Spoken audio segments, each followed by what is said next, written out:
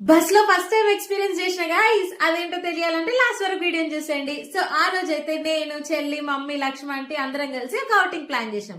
Outing అంటే ఎక్కడికో కాదండి, మన వర్ధమాన్కి అన్నమాట. ఇంకా ఎర్లీ మార్నింగ్ మంచిగా స్టార్ట్ అయిపోయినాం. ఎట్లయినా మనకు దూరమే కాబట్టి లేట్ అవుతుంది. వెళ్ళగానే లిస్ట్ లో ఉన్నవి లేనివి అన్ని వెతకడం స్టార్ట్ చేసినారు.